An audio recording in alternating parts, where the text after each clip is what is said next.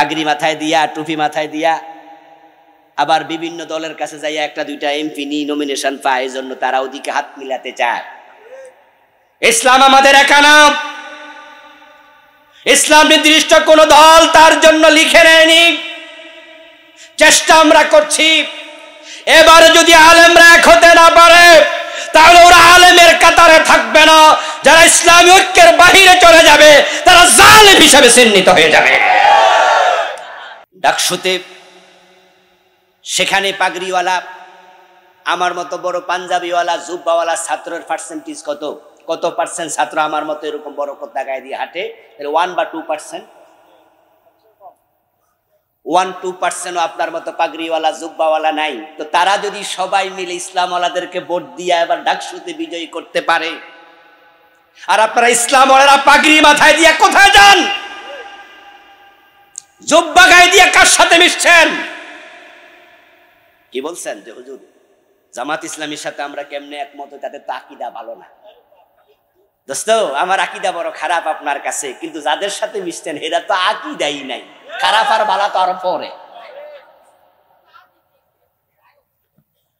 কারণ যারা নির্দ্বিধায় ঘোষণা দিয়া বলে আমরা শরিয়া আইন মানি না,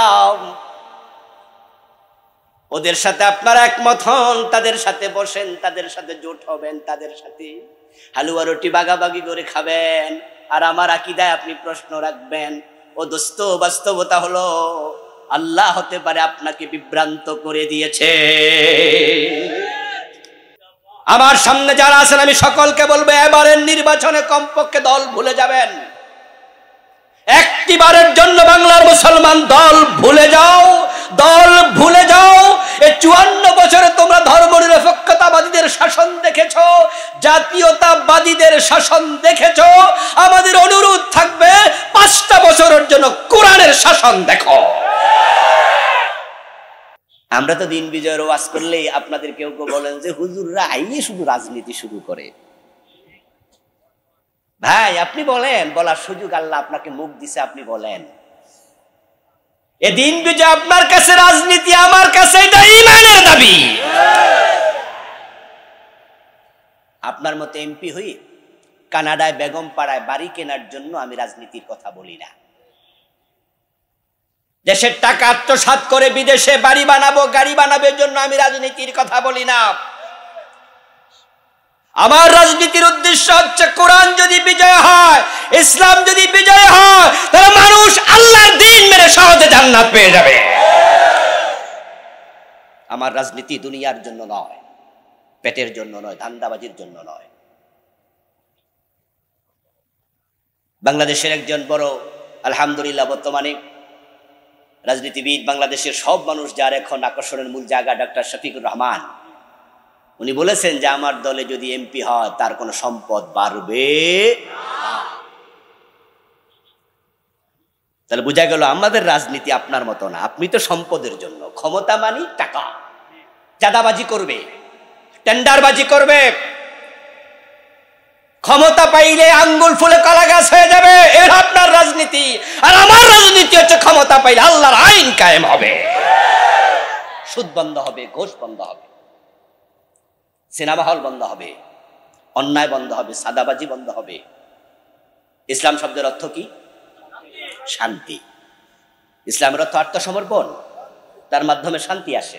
আসলিম তাসলাম, আল মুসলিম মান সালাম আল মুসলিমুনা মিন লিসানিহি ওয়া ইয়াদিহি, শান্তি। চাঁদাবাজি যখন থাকবে না তখন ব্যবসায়ীরা আরামে ব্যবসা করবে, এটার নাম শান্তি, ঠিক কি না? চাঁদাবাজি যখন থাকবে না তখন দ্রব্যমূল্য কম থাকবে, গরিব মানুষ কিনে শান্তিতে খাইয়া থাকতে পারবে, ঠিক কিনা? আমার বন্ধু, ইসলাম মানে শান্তি। শান্তির প্রয়োজনে আমার রাজনীতি। মিশরের বিশ্ববিখ্যাত আলেম হাসান আল বান্না বলছে, আমি তোমাকে আল্লাহর কোরআনের আইনের দিকে ডাকি, আমি তোমাকে ইসলামের রাস্তার দিকে ডাকি, আমি তোমাকে আল্লাহর পথে ডাকি। যদি এই ডাকার নাম রাজনীতি হয় তাহলে এটাই আমার রাজনীতি। আল্লাহর কাছে জবাব আপনাকে দিতে হবে। যদি হাসরের ময়দানে আল্লাহ জিজ্ঞাসা করে ইসলাম বিজয় করার জন্য তুই কি করেছিস, জবাব দিতে না পারলে শাস্তির সম্ভাবনা আছে না নাই? এবার আপনাদের কাছে আমার প্রশ্ন, দয়া করে সবাই বুঝে শুনে উত্তর দিয়েন।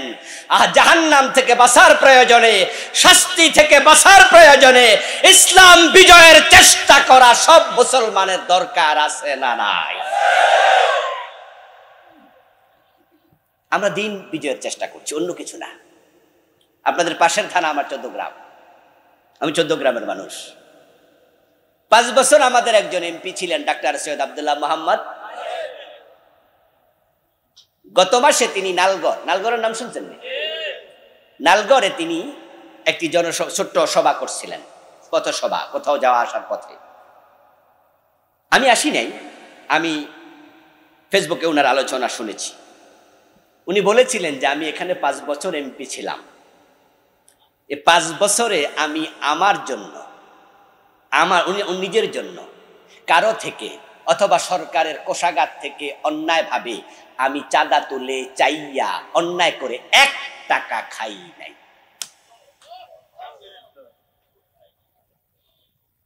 এভাবে বুকে হাত দিয়া হারাম খাই নাই আমি, এ কথা বলার সাহস কি অন্যদের আছে? আমার প্রিয় ভাইয়েরা, সাইড টক করা দরকার নাই, মনোযোগ দিয়ে শুনুন। দিন বিজয়ের কথা সূরা সফের 9 নম্বর আয়াতে আছে। আল্লাহ তাআলা সূরা সফের 9 নম্বর আয়াতে প্রিয় নবী মুহাম্মদুর রাসূলুল্লাহ সাল্লাল্লাহু আলাইহি ওয়াসাল্লামকে পৃথিবীতে পাঠিয়েছেন কেন, সেটাই তিনি এখানে বলেছেন। আমার নবীকে পৃথিবীতে পাঠানোর উদ্দেশ্যই হচ্ছে তিনি এই জমিনে আল্লাহর দ্বীনের বিজয় করবেন। হুয়াল্লাযী আরসালা রাসূলাহু বিল হুদা ওয়া দীনিল হক লিইয়ুযহিরাহু আলাদ দীনি কুল্লিহি। তিনি আল্লাহ, যিনি তার রাসূলকে কোরআন এবং ইসলাম, হুদা মানি কোরআন, দ্বীনে হক মানি ইসলাম। আমি হুদা দিয়ে, দ্বীনে হক ইসলাম দিয়ে আমি আল্লাহ আমার রাসূলকে পাঠাইছি। লিইয়ুযহিরাহু আলাদ দীনি কুল্লিহি, তিনি দুনিয়ায় যত আইন আছে, যত ধর্ম আছে, মানুষের বানানো রীতিনীতি আছে, সবগুলার উপরে ইসলামকে তিনি বিজয়ী করে দেবেন। এটাই হলো দুনিয়াতে নবী প্রেরণের উদ্দেশ্য। নবীজি মুহাম্মদকে আল্লাহ দ্বীন বিজয়ের জন্য পাঠাইছে। এখন উম্মত হিসাবে ওই দায়িত্ব আমাদের কাঁধে আছে না নাই? কোন নবী কি পৃথিবীতে আর আসবেন? কোন সম্ভাবনা আছে? তাহলে নবীজির পরে ইসলামকে কারা প্যাট্রোনাইজ করবে? এই দিন বিজয়ের কাজ কারা চলমান রাখবে? আকাশ থেকে ফেরেশতা আসবে? ওই সমুদ্র থেকে, মরুভূমি থেকে জিনেরা আসবে? সে দায়িত্ব কাদের? আমরা যারা উম্মত, এটা আমাদের দায়িত্ব। নবীজি সাল্লাল্লাহু আলাইহি ওয়াসাল্লাম যে কাজ করেছেন, উম্মত সে কাজ করবে। নবীজি যা বলেছেন উম্মত ঠিক সেটাই বলবে। নবীজি যখন যা করেছেন, যেভাবে করেছেন, প্রতিটা শব্দ ভালো করে বুঝুন। যখন করেছেন আমরা তখন করব, যেভাবে করব। তিনি ঠিক যে সিস্টেম ফলো করেছেন আমরা সেই সিস্টেম ফলো করব। নবীকে কদমে কদমে, পায়ে পায়ে অনুসরণ করা তার উম্মতের দায়িত্ব। নবীজিকে অনুসরণ করা উম্মতের জন্য নফল না ফরজ? ফরজে কিফায়া না ফরজে আইন? যদি নবীকে অনুসরণ না করেন কপালে জান্নাত নাই। আল্লাহ তাআলা কোরআন মাজিদে বলেন, কুল ইন কুনতুম তুহিব্বুনাল্লাহ ফাত্তাবিউনি। যদি তোমরা আল্লাহকে ভালোবাসতে চাও, আল্লাহর ভালোবাসা পেতে চাও, ফাত্তাবিউনি, আমি আল্লাহ অর্ডার করছি, হে নবী আপনি জানাইয়া দেন তোমরা আমি নবী মুহাম্মদকে অনুসরণ করো। নবী মুহাম্মদ সাল্লাল্লাহু আলাইহি সাল্লামের অনুসরণের নাম ইসলাম। কারণ নবী মুহাম্মদ নিজে হচ্ছেন জীবন্ত ইসলাম। তিনি হচ্ছেন প্র্যাকটিক্যাল ইসলাম। তার কথা ইসলাম, তার কাজ ইসলাম, তিনি নিজে ইসলাম, তার চরিত্রই মানে ইসলাম, তার কর্মই মানে ইসলাম। এই জন্য আল্লাহ তাআলা বলছে মান ইউতিউর রাসূলা ফাকাদ আতা আল্লাহ, কোরআনের আয়াত। যে ব্যক্তি নবীকে অনুসরণ করলো সে যেন আল্লাহকে অনুসরণ করলো। উনি নিজে ইসলাম। একজন তাবী নাম সাদ বিন হিশাম রাহিমাহুল্লাহ, উনি একদিন মা আয়েশা সিদ্দিকা রাদিয়াল্লাহু তাআলা আনহার কাছে গেলেন, গিয়ে বললেন যে মা আয়েশা, রাসূলুল্লাহ সাল্লাল্লাহু আলাইহি ওয়াসাল্লামকে দেখার সৌভাগ্য আমার হয়নি। আমি আপনার কাছে জানতে আসছি যে নবীজি তার চরিত্র কেমন ছিল, নবীজি কেমন কথা বলতেন, চলতেন, থাকতেন ইত্যাদি। আমি ওনার চরিত্র সম্পর্কে জানতে আসছি। মা খুলুক রাসূলিল্লাহি সাল্লাল্লাহু আলাইহি ওয়াসাল্লাম মা আয়েশাকে জিজ্ঞাসা করছে রাসূলের চরিত্রটা কেমন। সাদ বিন হিশাম রাহিমাহুল্লাহকে মা আয়েশা জবাব না দিয়া উল্টা প্রশ্ন করলেন, আওয়ালা তাকরাউল কোরআন, এই আল্লাহর বান্দা তুমি কি কোরআন পড়ো না? সাদ বিন হিশাম বলেন, হ্যাঁ আমি কোরআন পড়ি। মা আয়েশা সিদ্দিকা রাদিয়াল্লাহু তাআলা আনহা তখন বললেন, কানা খুলুকুল কোরআন, কোরআন যদি পড়ো নবীজির চরিত্র কেমন এটা আমার এই প্রশ্ন করে জিজ্ঞাসা করে জেনে নেওয়া লাগবে না, কোরআনটাই হলো নবীজির চরিত্র।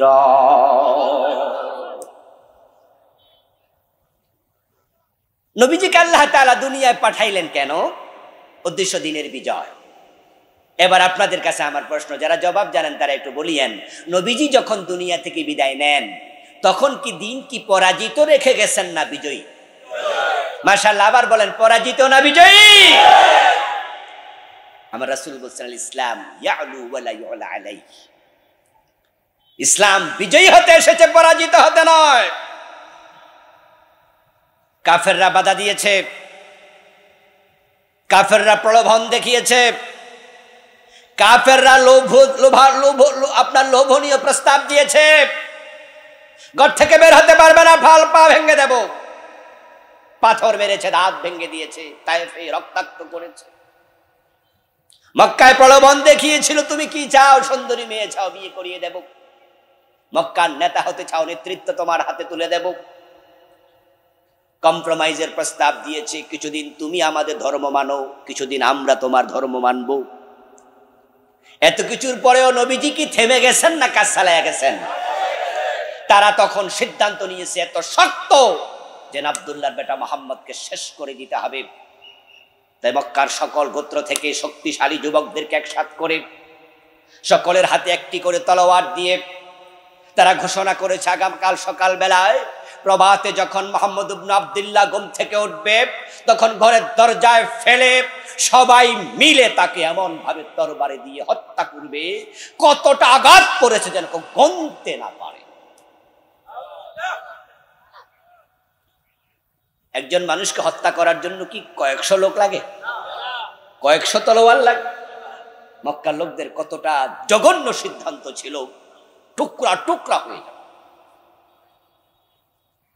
আমার বন্ধু আল্লাহর ইশারায় প্রিয় নবীজি সাল্লাল্লাহু আলাইহি ওয়াসাল্লাম তিনি মক্কা থেকে মদিনায় হিজরত করে চলে গেলেন। কাফেররা ঘরের চারপাশে পাহারা দিল, কিন্তু রাখে আল্লাহ, মারে কে? নবীজিকে আল্লাহ তাআলা নিরাপদে সসম্মানে মদিনায় নিয়ে গেলেন। মক্কা ইসলামের বিজয় হলো না, রাসূলুল্লাহর কাজ কিন্তু থামে নাই, চেষ্টা চলছে। যাওয়ার পথে তিনি মনে মনে ভাবছেন, আচ্ছা দিন বিজয়ের জন্য আল্লাহ আমাকে দুনিয়ায় পাঠালো, মক্কায় তো আমি দ্বীনের মূল কিতাব কি, ইসলামের মূল কিতাব কি, বাকি কিতাবগুলো তার ব্যাখ্যা। মূলত কিতাব শুধু একটা, কয়টা? যালিকাল কিতাবুল লা রাইবা ফি, সন্দেহাতীত কিতাব একটা, কোরআন।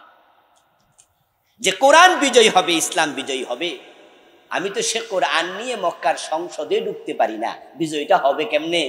কাফেররা তো সিদ্ধান্ত নিয়েছে লা তাসমাউ লিহাদাল কুরআনি ওয়ালগাউ ফীহি লাআল্লাকুম।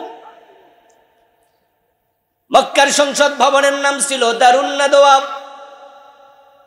মক্কার কাফেররা আবু জাহেলের নেতৃত্বে দারুন নাদওয়াতে বসে তারা সিদ্ধান্ত নিয়েছে লা তাসমাউ লিহাদাল কুরআন, ও মক্কার লোকেরা শোনো, মুহাম্মদ ইবনে আব্দুল্লাহ যেখানে কোরআন পড়বে সেখানে কোরআন শুনতে যাওয়া যাবে না।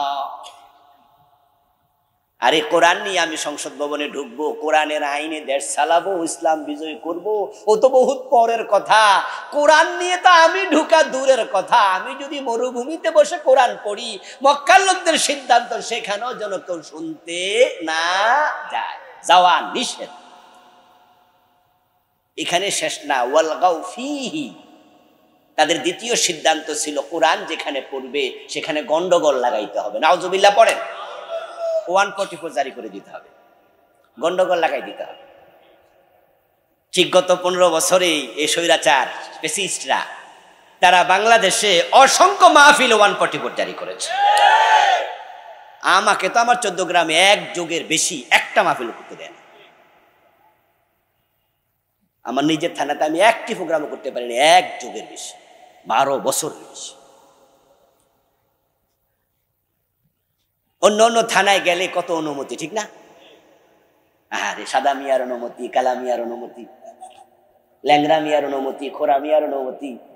মনে হয় যেন মাহফিল কমিটি দৌড়াতে দৌড়াতে পায়ের জুতার তলা ক্ষয় হয়ে গেছে, ঠিক না? অনুমতি দেয় না। ওসির কাছে যাও, ওসির কাছে গেলে টিউনোর কাছে যাও। কালীগঞ্জে একজন মহিলা এমপি ছিলেন, পরে তিনি মহিলা বিষয়ক প্রতিমন্ত্রী হয়েছিলেন। আওয়ামী লীগেরই একজন নেতা, উনি আমার মাহফিল করবেন। কালীগঞ্জ মানে আমি গাজীপুরের কথা বলছি, গাজীপুরের একটা থানার নাম। ওই ভাই আমার সাথে খুব ভালো সম্পর্ক। তিনি যদি আওয়ামী লীগ করেন আমাকে খুব পছন্দ করেন, ভালোবাসেন। ওনার সাথে পার্সোনাল একটা সম্পর্ক আমার। বললেন যে হুজুর আপনাকে দেন মাহফিল করাবো। আমি বললাম যে ভাই আপনার এলাকায় গেলে তো ডিস্টার্ব করে, মাহফিল তো দেবে না। বলে আমি মন্ত্রীর সাথে কথা বলেছি, উনি দেবে। আমি বললাম যে মন্ত্রী তো ডিস্টার্ব করবে না, ডিস্টার্ব করবে ওসি। বলে ওসি ডিস্টার্ব করে কেমন? উনি হাসা উড়াই দিলেন, বললেন বলেন কি, মন্ত্রী যদি বলে দেয় ওসি কিছু করবে? এসপি তো ভয়ে কথা বলবে না। আমি বললাম যাচ্ছে ঠিক আছে। কিছুদিন পরে আবার জানতে চাইলাম এই অনুমতি হয়েছে? বলে আমি ঢাকায় গেছি, আফা একবারে লিখিত অনুমতি দিয়েছি। আমি তো খুশি, মাশাআল্লাহ, তাহলে মাহফিলটা হয়ে যাবে। মাহফিলের আগের দিন ফোন দিয়ে বলো হুজুর আফা অনুমতি দিয়েছে, কিন্তু ওসি সাহেব ফোন দিয়ে বলে যে না মাহফিল হবে না, বক্তা ফালদাও। আমি তখন বললাম তাহলে কি আপনি আফার থেকে যখন অনুমতি আনেন তখন কি বক্তা আমার নাম দেন নাই? দিছি মানে কইছি, দিছি যে উনি। তাহলে ওসি সাহস হয় কোত্থেকে যে ওসি বলবে বক্তা পাল্টাও? আসলে ব্যাপারটা এখানে না, ব্যাপারটা হলো আপনাকে অনুমতি দিছে, আবার মোবাইলের ওসিকে কইয়াও দিছে। সুরকে কয় সুরি কর, গৃহস্থরে কয় সজাগ থাকো। আমার বন্ধু সারা দেশে কত শত শত মাহফিল তারা বন্ধ করে দিয়েছে, কোরআনের কথা বলতে দেয় নাই। আলহামদুলিল্লাহ, গত জুলাই আন্দোলনের পরে গত সিজন আমরা মাহফিল করলাম। এই একটা বছরে 6-7 মাস মাহফিল হয়েছে তামাম বাংলাদেশে। ইউনূস সরকারের আমলে একটা মাহফিলও বন্ধ হয় নাই। বন্ধ হয়েছিল? ইউনূস গভর্নমেন্টের আমলে একটা মাহফিল কোথাও বন্ধ হয়েছে আমি শুনি নাই। তাহলে এবার আপনাদের বিবেকের কাছে আমার প্রশ্ন, আগের মাহফিল কি নিজে নিজে বন্ধ হয়েছে না সরকার বন্ধ করছে? ঠিক আবু জেহেলরাই সিদ্ধান্ত নিয়েছিল ওয়ালগাউ ফিহি, গন্ডগোল লাগাও। নবীজি হিজরতের পথে মনে মনে ভাবেন আমি যদি মদিনায় চলে যাই হিজরত করে, আবার সেখানে গিয়ে দেখি মদিনার সংসদে আরেক আবু জেহেল বসে আছে, কোরআন নিয়ে ঢুকতে দেয় না, কোরআনের কথা বলতে দেয় না আমাকে, তাহলে হিজরত করে কোনো লাভ নেই। নবীজি যখন মনে মনে ভাবছেন যে হিজরত করে কি লাভ হবে যদি সেখানে কোরআন নিয়ে ঢুকতে না পারি, সংসদ থেকে আইন পাশ হয়। আইন পাশ করায় কি কর্মীরা না নেতারা? কথা বোঝে না? বোঝেন তো? আচ্ছা, আইন পাশ করায় সাধারণ মানুষ না নেতারা? তো নেতারা কি তাদের আইন বানানোর জন্য নির্ধারিত ঘর বানায় না? এক এক দেশে এক এক নাম। আমেরিকাটার নাম হোয়াইট হাউস, বাংলাদেশেরটার নাম জাতীয় সংসদ। আরেক দেশেরটা নাম 10 নং ডাইনিং স্ট্রিট। এক এক দেশে আইন প্রণয়নের এক এক ঘর, এক এক নাম। মক্কারটার নাম ছিল দারুন নাদুয়া। এই যে আমরা এখানে আজকে মানুষ আছি, এখানে আলহামদুলিল্লাহ 1000-এর উপরে লোক আছি আমরা। এখানে 10,000 লোকও যদি থাকতো, আমরা সবাই মিলা একটা বিষয়ে একমত হইয়া সবাই মিলে হা বললে আসলে কি কোনো আইন হবে? কিন্তু সংসদে 151 জন হা বললে কি হয়? আইন হয়। নবীজি ভাবছেন কোরআন নিয়ে যদি মদিনার সংসদে ঢুকতে না পারি, হিজরত করে লাভ কি? মানুষের অন্তরের খবর সবচেয়ে বেশি জানেন কে? আল্লাহ নবীজিকে সাথে সাথে কোরআনের একটি আয়াত নাজিল করে দোয়া শিখাইয়া দিলেন, নবী আপনি আমার কাছে ক্ষমতা চেয়ে দোয়া করেন, ওয়াকুর রাব্বি আদখিলনি মুদখালা সিদকিন ওয়া আখরিজনি মুখরাজা সিদকিন ওয়াজআল লি মিন লাদুনকা সুলতানান নাসিরা। হে আল্লাহ, যথাযথভাবে তুমি আমাকে মক্কা থেকে বের করে মদিনায় নিয়ে যাও। হে আল্লাহ, তোমার পক্ষ থেকে আমাকে রাষ্ট্রের সাহায্য দাও। সুলতানান নাসিরা, সাহায্যকারী রাষ্ট্র শক্তি দাও। হে নবী, এ দোয়া আপনি আমার কাছে করেন। নবীজিকে দোয়াটা শিখাইছে কে? প্রিয় ভাইরা কথা বলেন, দোয়া শিখাইছে কে? সেই দোয়া আল্লাহর কোরআনে এখনো আছে না নাই? রাষ্ট্র ক্ষমতা চাওয়ার জন্য নবীজিকে দোয়া শিখাইছে কে? তো রাষ্ট্র ক্ষমতা চাওয়া দরকার আছে না নাই? নবীজি আল্লাহর কাছে রাষ্ট্র ক্ষমতা চাইয়া দোয়া করলেন। কোরআনের মাঝে আছে রব্বির হামহুমা কামা রব্বায়ানি সগীরা। এই দোয়াটা আমাদেরকে কে শিখাইছে? আচ্ছা, এই দোয়াটা করেন নাই এমন এখানে কি একজন আছেন? তো আল্লাহ ওই দোয়াও শিখাইছে, ওইটাও শিখাইছে। ওয়াজআল লি মিন লাদুনকা সুলতানান নাসিরা, এটাও শিখাইছে। রাব্বির হামহুমা কামা রব্বায়ানি সগীরা, এটাও শিখাইছে। তো ওয়াজআল লি মিন লাদুনকা সুলতানান নাসিরা, হে আল্লাহ তুমি বাংলাদেশ ইসলামী রাষ্ট্র দাও, বাংলাদেশে দিনকে বিজয় করে দাও, ইসলামের বিজয় আমি দেখে যেন মরতে পারি সে তৌফিক দাও। এই দোয়াটা সবাই করা দরকার আছে না নাই? আল্লাহর দিন বিজয়ী হবে, আল্লাহর কথা সব মানুষ চলবে। কাতিলুহুম হাত্তা লা তাকুনা ফিতনা ওয়া ইয়াকুনা আদ-দীনু কুল্লুহু লিল্লাহ। আল্লাহ বলো, দুনিয়ার মানুষেরা, জমিন থেকে ফিতনা দূরীভূত হওয়া পর্যন্ত তোমরা লড়াই চালাও, চেষ্টা চালাও, সংগ্রাম চালাও। ফিতনাও থাকবে, মুসলমানও থাকবে, এটা হতে পারে না। যেই ভূখণ্ডে ইসলাম থাকে সেই ভূখণ্ডে ফিতনা থাকে না। আর আল্লাহর জমিন মানুষের আইনে চলবে, এর চেয়ে বড় ফিতনা হতে পারে না। প্রিয় ভাইরা, একটু বলুন তো জমিনের মালিক কে? সবাই বলেন, জমিন কার? তাহলে জমিনে আইন চলবে কার? 54 বছর আল্লাহর আইন কি চলছে? এই যে এখন ডক্টর ইউনূস ক্ষমতায়, বেটা কি আল্লাহর আইনে দেশ চালাচ্ছে? আরে আমরা কপাল পোড়া জাতি। এই জুলাই আন্দোলনে 2000-এর কম বেশি লোক শহীদ হলো। এবারের আন্দোলনটা করেছে পুরা ডাইনপন্থী লোকেরা, বামপন্থীরা না। বামপন্থী তো শতকরা 99 জন আওয়ামী লীগের পক্ষে ছিল, ঠিক কিনা?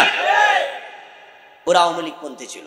ইন্ডিয়া র জাসদ বাসদ যা আছে বাংলাদেশি বাম, এই রাম বাম সব ছিল আওয়ামী লীগের পক্ষে। কিন্তু দুর্ভাগ্য হলো যে 2000 শহীদ হলো, ডানপন্থীরা জীবন দিল, সরকার আইলো আবার বাম।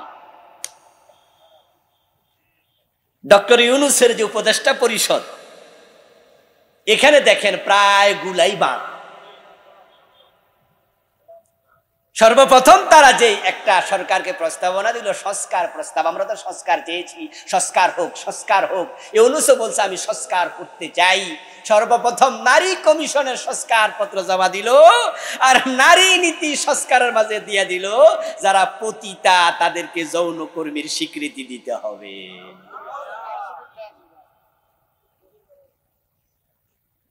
কি পরিমাণ বাম চিন্তা থাকলে এই প্রস্তাব দিতে পারে?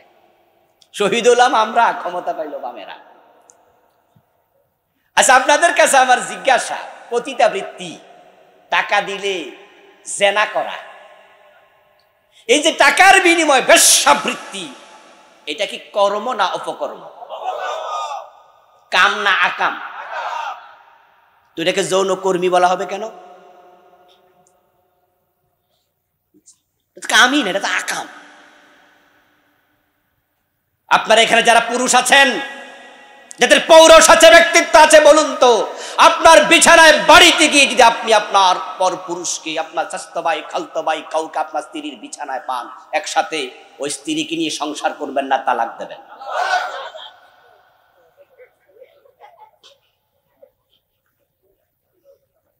গাম্ভীর্যতা ধরে রাখুন, কারণ জেনা আমাদের কাছে বড় নিকৃষ্ট জিনিস। কোন ব্যক্তিত্ব সম্পন্ন পুরুষ তার মেয়ে জেনা করবে, তার বউ জেনা করবে, তার আত্মীয় জেনা করবে, এটা সহ্য করবে না, এটা অপকর্ম। তাম পৃথিবীতে যত ধর্ম আছে সকল ধর্মে জেনা ব্যভিচার নিন্দিত। আর তারা এসে বলছে যৌন কর্মীর স্বীকৃতি দাও। আবার বন্ধু তারা এসে বলল ইসলাম মানলে নাকি নারীরা ঠকে, তাই ইসলামী চিন্তা চেতনা দূর করে দাও। সরকার ক্ষমতা আনলাম আমরা শহীদ হইয়া, আমরা রক্ত দিয়া, কিন্তু সেই ক্ষমতা আবার বামেরা নিয়ে গেল। এখন আপনারাই বলুন, গত 54 বছর দিন পরাজিত, আবার শহীদ হলাম আমরা, ক্ষমতা আসলো সরকারি অনুষ, এখনো দিন পরাজিত। আমরা কি এভাবে চলতে চাই, নাকি দিন বিজয়ের জন্য সংগ্রাম শুরু করা দরকার? প্রিয় ভাইরা, এই জি, ওর পাশে একজন বসেন, ওর পাশে একজন বসে ওকে নিয়ন্ত্রণ করেন। শুধু ভাই তুমি আর আইসো না, মনে রাখবেন। আচ্ছা, যৌবন কাল মানুষের জীবনে কি বারবার আসে? কথা বলে না ভাইরা, বলুন না, যৌবন কাল কি বারবার আসে? যৌবনের যত্ন নাও, এটা বারবার আসবে না। এক নিয়ামত আল্লাহ মানুষকে বারবার দেয় না, এটা আল্লাহর একটা সুন্নাত। খুব কমই আছে এক নিয়ামত বারবার দেয়। নিয়ামতের কদর না করলে আল্লাহ নিয়ামত কেড়ে নেয়। জুলাই বিপ্লবের মাধ্যমে জালেমদেরকে আল্লাহ দেশ ছাড়া করে ইসলামওয়ালা ডানপন্থীদের হাতে ক্ষমতা দিত, যদি তারা ক্ষমতা নেওয়ার উপযুক্ত হতো। কিন্তু আবার বামেরা নিয়েছে, ডক্টর ইউনূস ক্ষমতায় থাকতে পারবে না। অলরেডি ফেব্রুয়ারিতে নির্বাচনের ঘোষণা উনি দিয়েছেন। আমরা বিশ্বাস করি ফেব্রুয়ারিতে নির্বাচন হবে। আমরা যদি মাথা তুলে এবার দাঁড়াতে না পারি, আল্লাহ নারাজ হবে, এই নিয়ামত আর আসবে না। নিয়ামতের কদর যদি করতে চান, এবারই দিন বিজয় করতে হবে।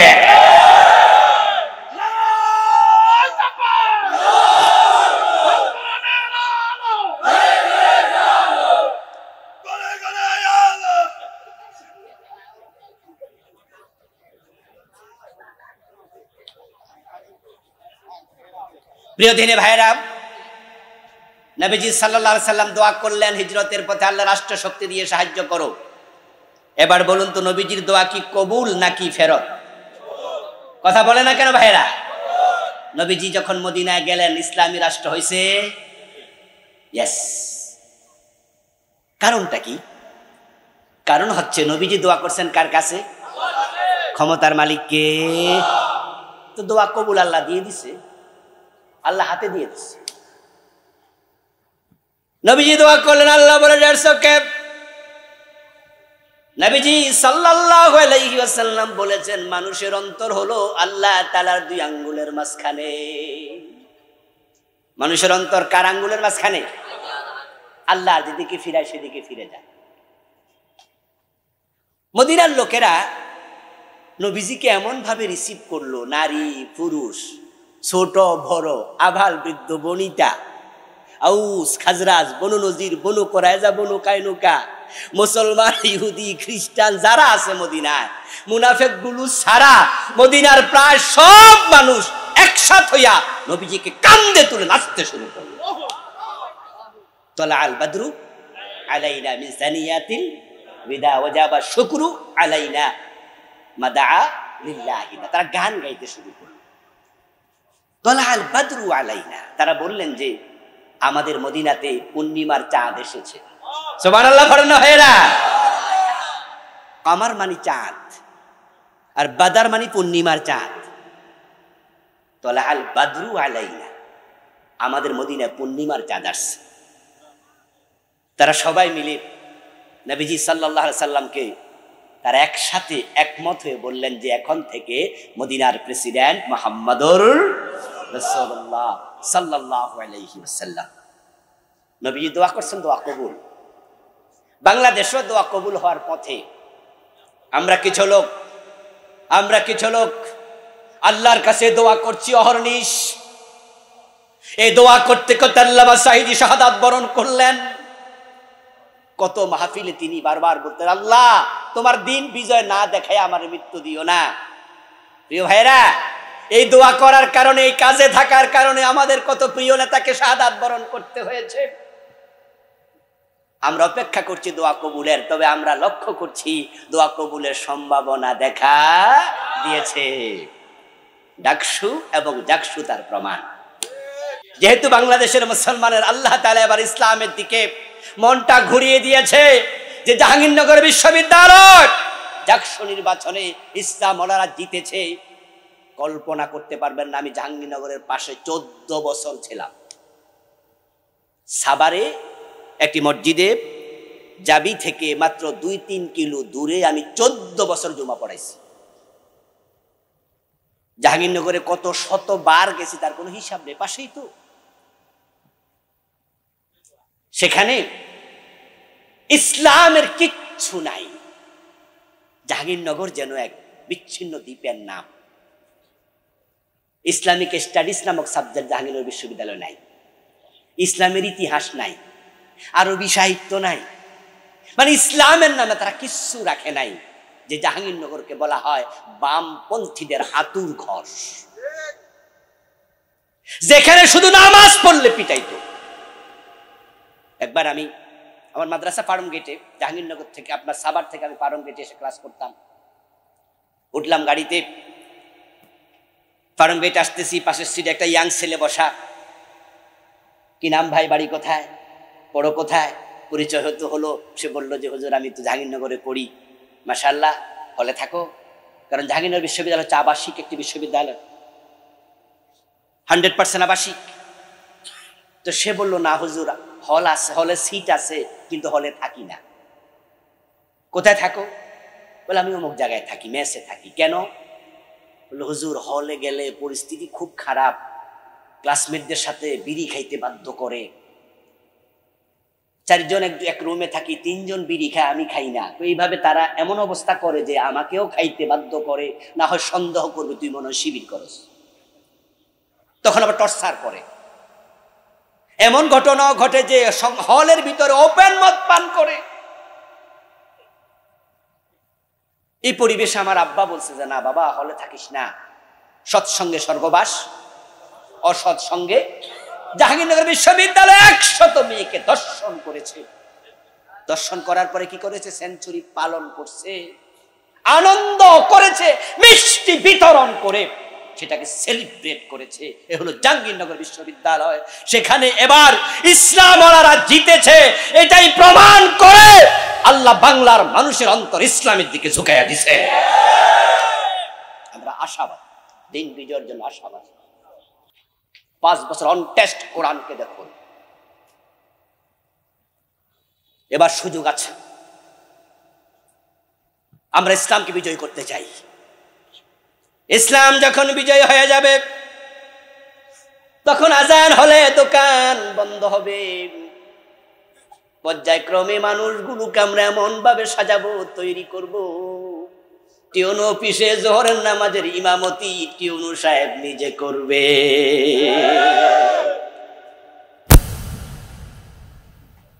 নবীজি মুহাম্মদ পড়েন সাল্লাল্লাহু আলাইহি ওয়াসাল্লাম, উনি মদিনার প্রেসিডেন্ট ছিলেন, মসজিদে নববীর ইমাম ছিলেন।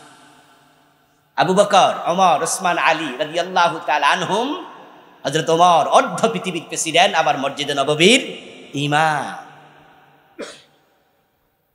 কিন্তু আমরা ইসলামকে রাজনীতি থেকে আলাদা করে ফেলেছি। যখন ইসলাম থেকে রাজনীতি আলাদা হয়েছে, তখন থেকে মুসলমানের কপাল পুড়ে গেছে।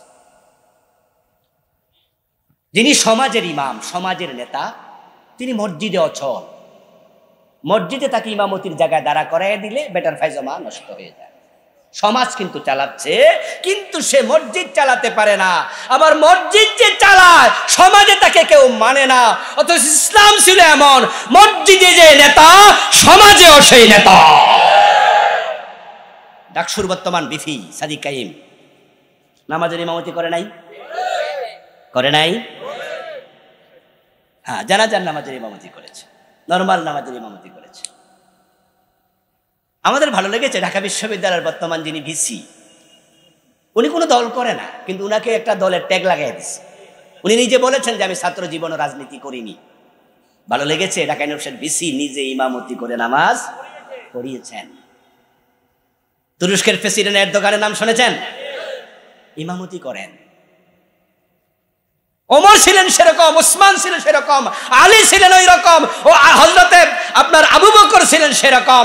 আমরা তো এমন নেতা চাই, ডাক্তার শফিকুর রহমানকে যদি আমরা প্রধানমন্ত্রী বানাই, বাইতুল মুকাররমে জুমা পড়ানোর যোগ্যতা উনার আছে না? না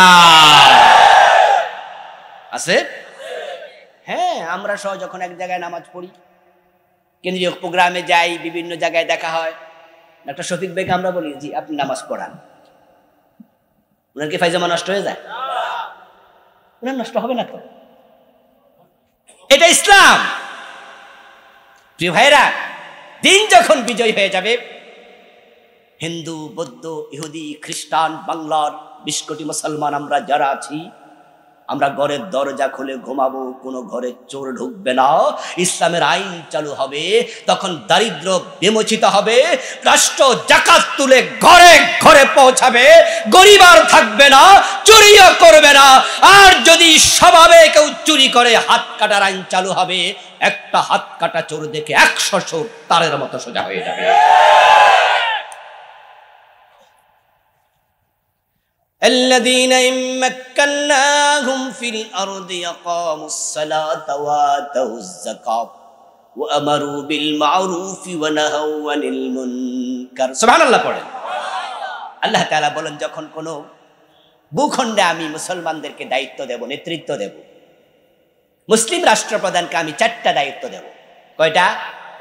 1 নাম্বার আকামুস সালাহ, নামাজ কায়েম করবে। ওয়াতাউ যাকাত, যাকাত আদায় করবে, যাকাত আদায় করবে, যাকাত মানুষের ঘরে ঘরে পৌঁছাবে। আমারু বিল মারুফ, সৎ কাজের আদেশ করবে। ওয়া নাহাউ আনিল মুনকার, অন্যায় দেখবে যেখানে রাষ্ট্র প্রতিরোধ করবে সেখানে। ইসলাম যদি বিজয় হয়ে যায়, तमाम বাংলাকে আমরা 6 মাসের ভিতরে মাদক মুক্ত করে দেব। কোন মাদক বাংলার সীমানায় থাকবে না। কিছুক্ষণ আগে বলেছি যে জাহাঙ্গীরনগর বিশ্ববিদ্যালয়, ওই যে আমার ছোট্ট ভাইটি আমার পাশের সিটে বসে বলল যে বিড়ি খাইতে বাধ্য করে, ওফেন মদ খায়, না খাইলে শিবির মনে করে পিটায়, এজন্য হলে থাকিলাম, যেখানে ধর্ষণের সেঞ্চুরি পালন করা হয়েছিল। কিন্তু ইসলামপন্থীরা যখন জাকসু নির্বাচনে বিজয়ী হলো, 2-3 দিন পরে তারা ঘোষণা করলো জাহাঙ্গীরনগরের বিশ্ববিদ্যালয়ের সকল মাদককে নিষিদ্ধ করা হলো।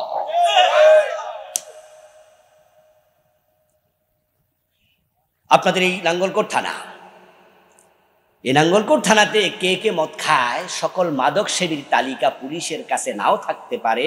কারণ ঘরের দরজা বন্ধ করে যদি কেউ মদ খায়, পুলিশ তো সেটা দেখে না। তাই কে কে মদ খায় সকলের নাম পুলিশ জানে না। কিন্তু কারা কারা মদের ব্যবসা করে তাদের নাম পুলিশ জানে কিনা? জানা, মানে 14 গোষ্ঠীর ঠিকানা।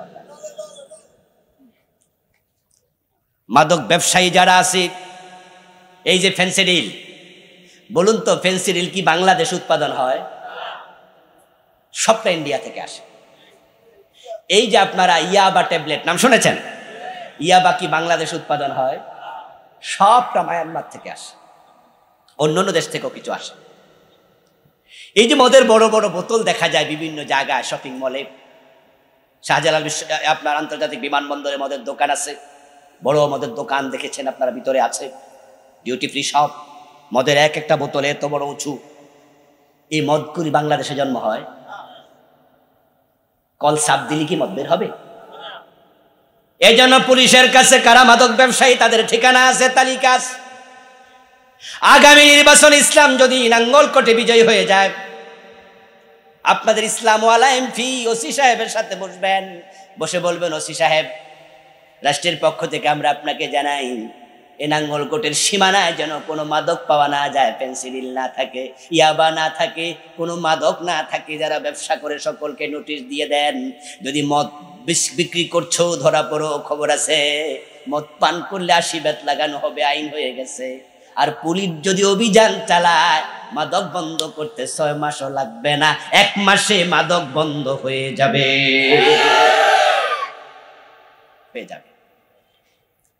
হিন্দুরা ঘরের দরজা খুলে ঘুমাবে, কোন হিন্দুর ঘরে মুসলমান চোর ঢুকবে? মুসলমান চোর যদি চুরি করে, আল্লাহর আইনে কে মুসলিম কে অমুসলিম সেটা দেখবে না, যে চুরি করেছে তার হাত কেটে দেয়া হবে। ইসলাম ফোবিয়া তৈরি করা হয়েছে। গত 15 বছরে বোঝানো হয়েছে যে দেশে ইসলাম যদি আসে, হিন্দু ভাইয়েরা তোমরা কিন্তু বাংলাদেশে থাকতে পারবা না। হিন্দু মহিলাদেরকে ভয় লাগায়, ইসলাম আসলে এই হবে ওই হবে। ওরে বাবা রে বাবা, ইসলাম মানে এক ভয়ের জিনিস। আপনারা বলুন তো, ইসলাম কি ভয়ের জিনিস না শান্তির জিনিস? ইসলাম ফোবিয়া দূর করতে হবে। তবে হ্যাঁ, ইসলাম ফোবিয়া দূর করতে গিয়ে আবার এমন শব্দ ব্যবহার করা যাবে না যেটা শিরকের সাথে মিশে যায়। বাংলাদেশে হিন্দুদের দুর্গাপূজা চলছে, হিন্দুরা দুর্গাপূজা করবে, শেষ হয়ে গেছে গতকালকে, আজকে তাদের পূজা শেষ হলো। এই দুর্গাপূজার পরে কিন্তু আরেকটা আছে, 2 দিন পরে আরেকটা আছে, পরে আরেকটা হবে। ওদের 12 মাসে 13 পূজা হয়। হিন্দুরা পূজা করবে, কোরআনে তাদেরকে আক্রমণ করার জন্য, বাধা দেওয়ার জন্য কি একটি আয়াত আছে? লাকুম দীনুকুম ওয়ালিয়া দীন, লা ইকরাহা ফিদ্দীন। ইসলামে বাড়াবাড়ি নাই, তাদের ধর্ম তারা পালন করুক। বরং যদি কোনো ব্যক্তি উগ্রতা দেখায়, কোন হিন্দুদের মন্দিরে আক্রমণ করে, আমরা ইসলামওয়ালারা হিন্দুদের পাশে দাঁড়িয়ে আক্রমণ প্রতিহত করব। ইসলাম যতটুকু নিরাপত্তা দিয়েছে, আমরা তাদেরকে 100% তা নিশ্চিত করব। পুলিশ নিয়োগ করা হবে, বৌদ্ধদের ফেগড়ায় হিন্দু পুলিশ নিয়োগ থাকবে, হিন্দুদের মন্দিরে থাকবে, বিজিবি যাবে, যদি নিরাপত্তার প্রয়োজন হয় সেনাবাহিনী দেওয়া হবে, তাদেরকে 100% নিরাপদ করা হবে। ইসলাম নিরাপত্তা দেয় সকলের জন্য। কিন্তু মুসলমান সাবধান, এমন শব্দ ইউজ করা যাবে না আবার যেটা শিরকের পক্ষে চলে যায়। লাকুম দীনুকুম, তাদের ধর্ম তাদের, আমাদের ধর্ম আমাদের। আমাদের ধর্মে কি মূর্তি পূজা জায়েজ না হারাম? ছোট হারাম না বড় হারাম? এটাকে সাপোর্ট করা যাবে? হালকা মনে করা যাবে? এই জন্য আবার এমন শব্দ ইউজ করা যাবে না। মত বিনিময় হবে। ইসলাম ফোবিয়া দূর করার জন্য হিন্দুদের সাথে বৌদ্ধদের সাথে মত বিনিময় হবে। নিরাপদ জায়গায় হোক, সুন্দর জায়গায় মত বিনিময় হোক। আমরা হিন্দু ভাইদেরকে মেসেজ দিতে চাই, ইসলামে দেশে আসলে তোমাদের কোনো ঝুঁকি নাই, কোনো টেনশন নাই, বরং আমাদের কাছে তোমরা পবিত্র আমানত। আমরা তোমাদের সম্পদ দখল করব এমন কোনো সম্ভাবনাও। চাঁদা আমরা চাইব না, চাঁদা আমরা কাউকে নিতেও দেব না। কিন্তু আবার ভাব বিনিময় করতে গিয়ে এমন শব্দ, বারবার বলছি, খুব সেন্সিটিভ বিষয়, খুব সেন্সিটিভ। আপনার মুখ থেকে যেন এমন শব্দ বেরিয়ে না যায় যেটা আপনাকে আবার কুফরের দিকে ডাইভার্ট করে, শিরকের দিকে ডাইভার্ট করে, সফটনেস তৈরি করে শিরকের প্রতি। প্রিয় ভাইয়ের, তামাম পৃথিবীতে মুসলমান আজকে মাজলুম, শুধু বাংলাদেশে নয়। দেখেছেন আপনারা ফিলিস্তিনে কিভাবে গাজা উপত্যকাকে একটি মৃত্যুপুরীতে পরিণত করা হয়েছে। হাজার হাজার বনি আদমকে বোম মেরে হত্যা করে ইসরায়েলের হায়নাগুলো ক্ষান্ত হয় নাই, তাদেরকে তারা অনাহারে রেখেছে। বিশাল দুর্ভিক্ষ চলছে গাজায়। যারা খাবার পাঠানোর জন্য সমুদ্রের জাহাজ এনেছে, ওই জাহাজগুলো আজকে বাধা দিয়েছে। ইসরায়েলের হীন আচরণ আমরা তীব্র নিন্দা জানাচ্ছি। আরব বিশ্বকে, পাকিস্তানকে, তুরস্ককে যথাযথ ভূমিকা রাখার আহ্বান জানাচ্ছি। ফিলিস্তিনের মুসলমানের পক্ষে আমাদের বক্তব্য, আমাদের কথা। আরব বিশ্ব মাথা তুলে দাঁড়াও। প্রয়োজন যদি হয় পাকিস্তানকে বলবো পরমাণু অস্ত্রের ভয় দেখাও। তুরস্ককে বলবো শক্তিশালী সেনাবাহিনীকে কাজে লাগাও। 250 কোটি মুসলমান যদি মাথা তুলে দাঁড়াতে পারে, ইসরায়েল সহ তামাম আমেরিকা, পারস্য যারা আছে সবাই মুখ থুবড়ে পড়তে আবার বাধ্য হবে।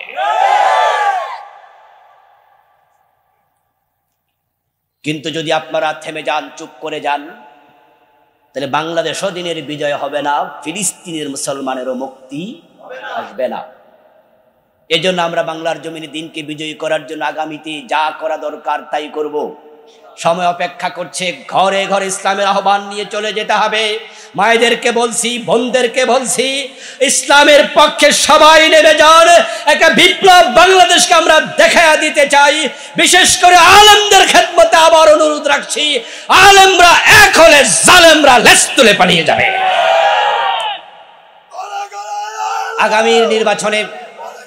আগামীর এই সংসদ নির্বাচনে আমরা দল মত ভুলে গিয়ে সকলে মিলে কোরআনের পক্ষে দাঁড়াতে চাই। বাংলার জমিনে দিনকে বিজয় করতে চাই। আল্লাহ সেই তৌফিক তিনি আমাদের দান করে। সবাই বলেন আমিন। হাযা মা ইনদি ওয়াল ইলমু ইনদাল্লাহ আলাইহি তাওয়াক্কালতু ওয়া ইলাইহি উনীব। প্রিয় ভাইরা, আমরা ছোট্ট করে দোয়া করে তারপর একসাথে